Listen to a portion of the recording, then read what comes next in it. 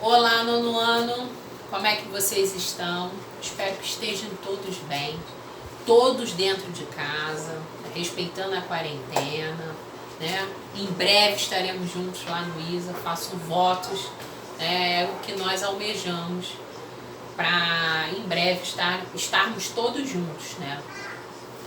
Quando essa pandemia passar. Por enquanto, vamos voltar o quê? A nossa Revolução Russa, né? Então, vamos finalizar aqui o capítulo 3 sobre a Revolução Russa. Então, como eu vinha, né, falando na aula anterior, a Revolução Russa, a Rússia passava, né, por um momento muito delicado quando ela entra na Primeira Guerra Mundial, né? Qual é esse momento delicado? Ela primeiro já tinha passado, né, pela guerra com o Japão, a guerra russo-japonesa. A Rússia saiu perdendo, o Japão saiu, né, vencedor da guerra. A Rússia, com isso, perdeu homens, gastou dinheiro com a guerra. Teve manifestações, né, do povo, que foi o Domingo Sangrento, que foram quando os manifestantes foram para frente do Palácio de Inverno reivindicar melhores condições e, claro, né, reivindicar a saída, né, esses homens que morreram, né, na guerra foram, né, esses manifestantes foram duramente reprimidos pelo governo. Né? Muitos foram mortos, por isso que o nome é Domingo Sangrento, né? Foram mortos. E com isso a Rússia já estava passando por problemas econômicos e sociais. Econômicos por quê? A Rússia, ela naquela época, tá? Em pleno século XX, ela ainda era um país agrário, né? A Europa toda já passando pela Revolução, já tinha passado pela Revolução Industrial, né, tendo uma economia expressiva, né, dentro dessa área, exportando produtos, e a Rússia, um país imenso, de níveis continentais, ainda altamente agrário, né? A gente pode dizer até que ele era um absolutismo com feudalismo, né? O governo czar, né, um governo altamente autoritário, um governo aonde governava para atender os interesses da elite, da nobreza e do czar, e com isso a população cada vez mais perdida, passando fome, frio, porque a Rússia é um país altamente frio, né? Um país que naquela época tinha um nível de fome altíssimo, os camponeses trabalhando níveis subhumanos. Então a Rússia, o que acontece? Em 1917 começa, 1914 começa a Primeira Guerra Mundial, tá? O que a Rússia faz? A Rússia, com medo de perder território e querendo anexar outros territórios ao seu, ele vai entrar na Primeira Guerra Mundial.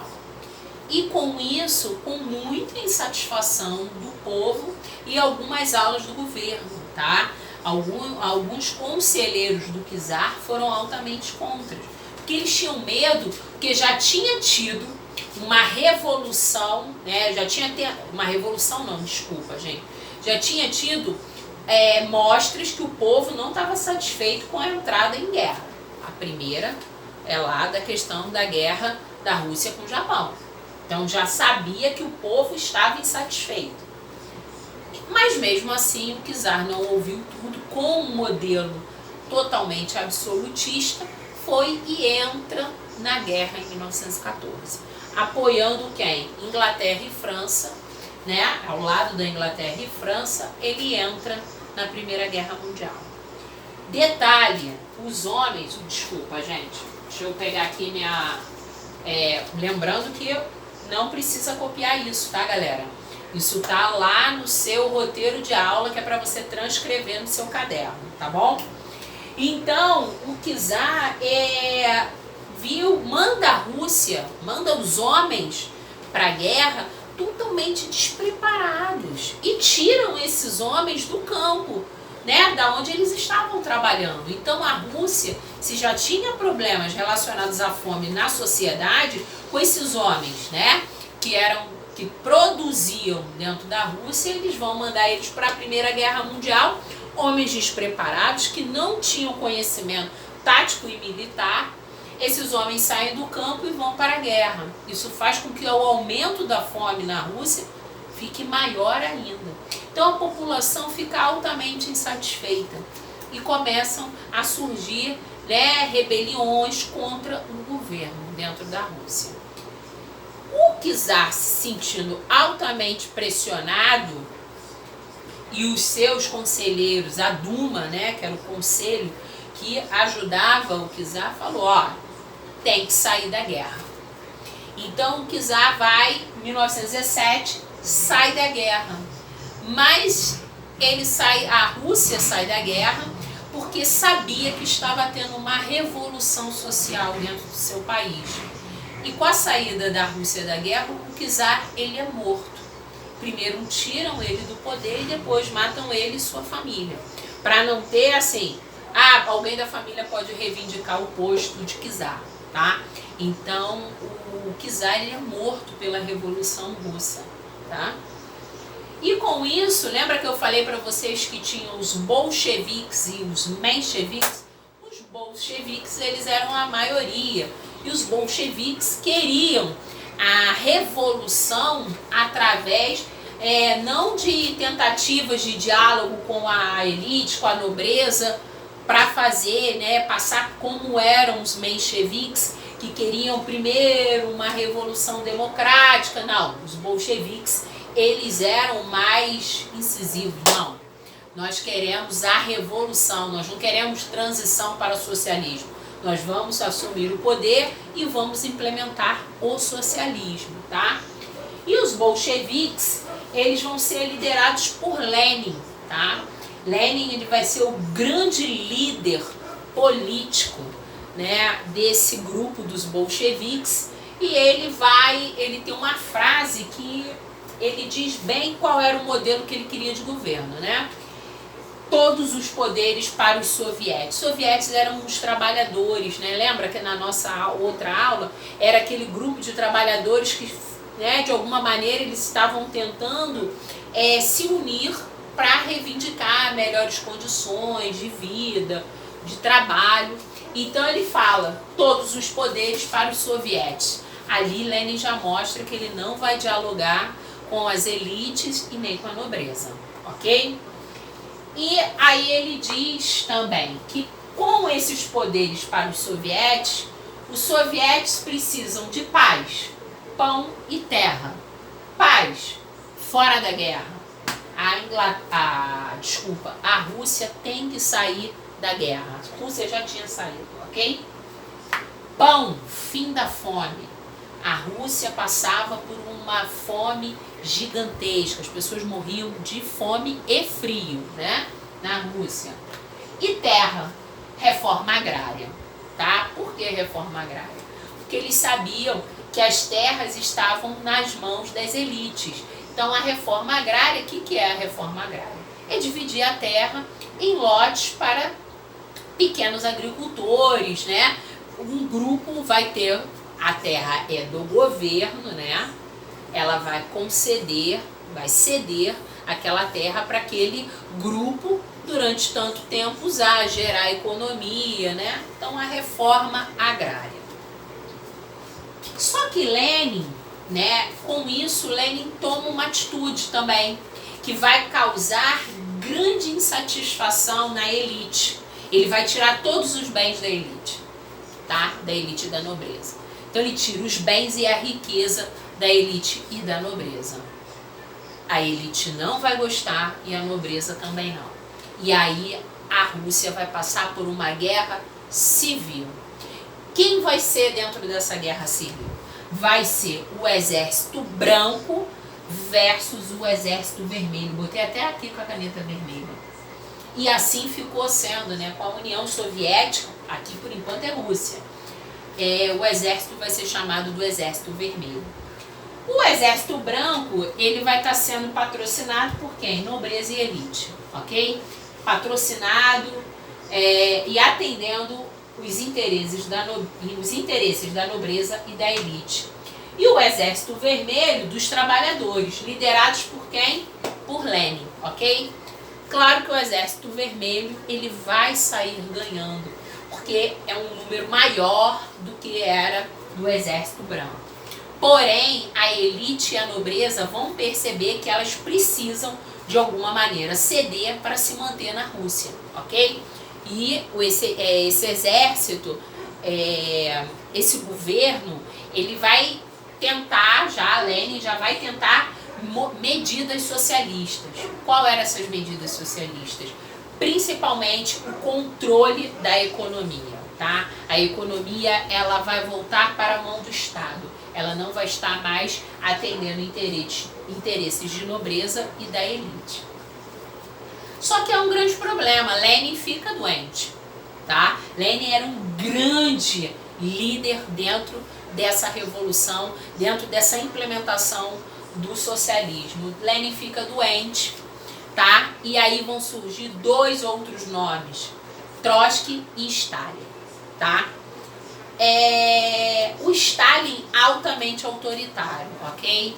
Stalin tira Trotsky dessa disputa, tá? Política. Trotsky altamente ameaçado, ele vem até para a América Latina, para a América do Sul. Altamente, ele foi forçado a vir para cá, né? E ele foi morto aqui quem mandou matar ele foi Stalin, tá? Stalin tinha medo. Stalin implementa, então Stalin vai assumir o governo após a morte de Lenin. Após a morte de Lenin e após ter mandado ir embora Trotsky, tá? E, claro, ter mandado matar o Trotsky, para o Trotsky nem tentar voltar à Rússia, tá? E assim ele vai implementar, ele era um grande ditador, ok? Ele vai implementar na economia planos durante 5 anos, tá? Ele vai dentro desses planos econômicos, ele vai pedir, né, mais obras públicas, então ele vai acelerar o crescimento, tá? Ele vai trazer a modernização para dentro da Rússia com obras públicas geram emprego, tá? E mais indústrias, ele vai industrializar a Rússia.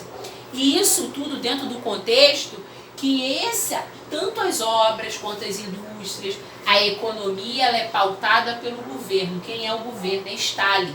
Stalin, o governo vai ser socialista, tá?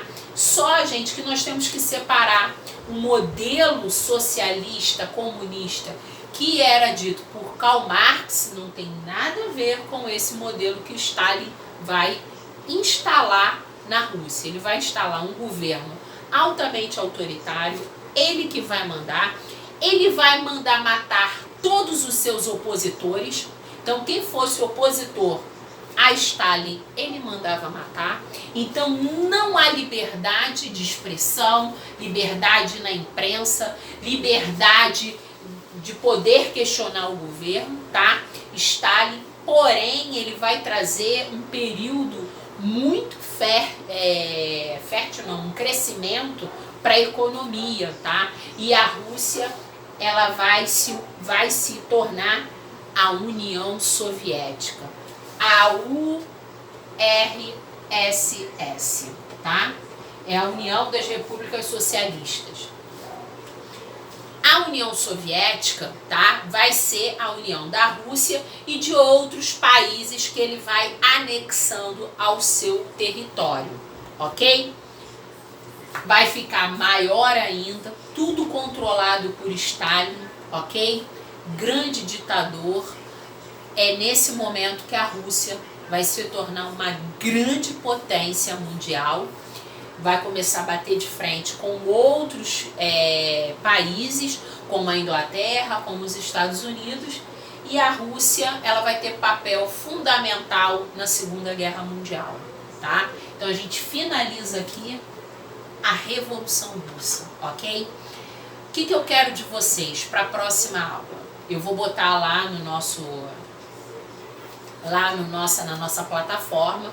Eu quero que vocês já comecem, façam os exercícios que vai estar, né, lá no finalzinho do nosso roteiro de aula. Peço que vocês, se tiverem alguma dúvida, escrevam lá, coloquem lá na plataforma. Qualquer coisa, eu faço uma aula só para tirar as dúvidas, tá? E semana que vem eu posto o gabarito desses exercícios. Qualquer dúvida, galera, não guardem a dúvida para vocês. Mandem, me enviem, que eu vou responder a dúvida, ou a gente faz um vídeo para tirar só as dúvidas de vocês, ok? E para a próxima aula a gente vai começar a trabalhar com o capítulo 4, Crise de 1929. Importantíssimo para a gente entender o contexto já para a Segunda Guerra Mundial. Então façam um mapa conceitual, coloquem lá na plataforma que eu vou dar o visto e vou dar ok. Se não conseguir botar na plataforma, pode me enviar pelo meu e-mail, tá bom, galera? Até a próxima aula sobre a crise de 1929. Tchau, galera.